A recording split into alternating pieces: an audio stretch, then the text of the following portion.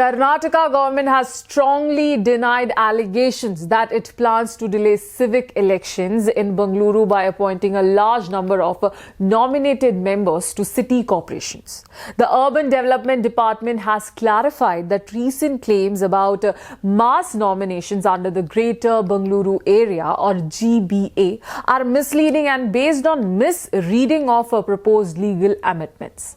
The Urban Development Department has refuted reports suggesting that the state government intends to nominate between 650 and 700 members to city corporations under the Greater Bengaluru Area. Officials describe these claims as baseless, misleading and incorrect. The confusion arose after the Greater Bengaluru Governance Second Amendment Bill 2025 was tabled in the Karnataka Legislative Assembly on December 11th. According to the department, criticisms surrounding the bill has led to unnecessary public concern.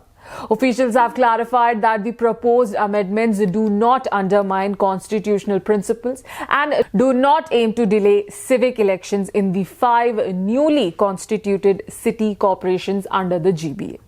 At the center of controversy is an amendment to Section 30 of the Greater Bengaluru Governance Act. Critics allege that this provision allows the government to identify nominated members and bypass elections. However, the department has rejected this interpretation. The amendment, officials explained, is meant only to address a temporary governance gap that occurs when new areas are merged into the Greater Bengaluru limits. Under the Act, the government can expand GBA boundaries by including nearby local bodies. When such areas are added, they remain without elected representatives until ward re-delimitation and elections are completed.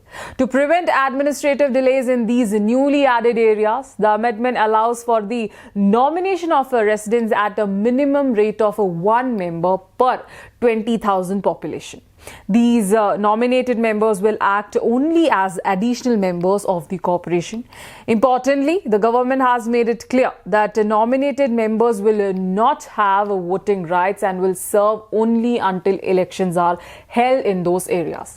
To ensure nominations do not continue indefinitely, further amendments to sections 29 and 8A have been proposed. These mandate that ward re-delimitation must be completed within 3 months and election must be conducted within 6 months of an area's inclusion in the GBA. Any representatives elected through these elections will serve only for the remaining term of the corporation.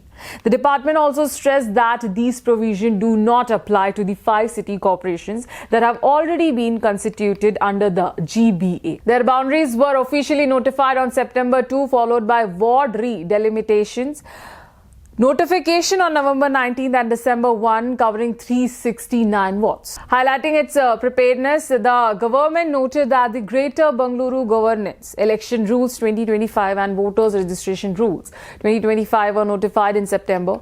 The State Election Commission has already begun preparing ward-wise electoral rolls and has fixed a program to conduct general elections. The government has reiterated that there is no intention to delay elections and the democratic process in Bengaluru's city corporations will move forward as scheduled.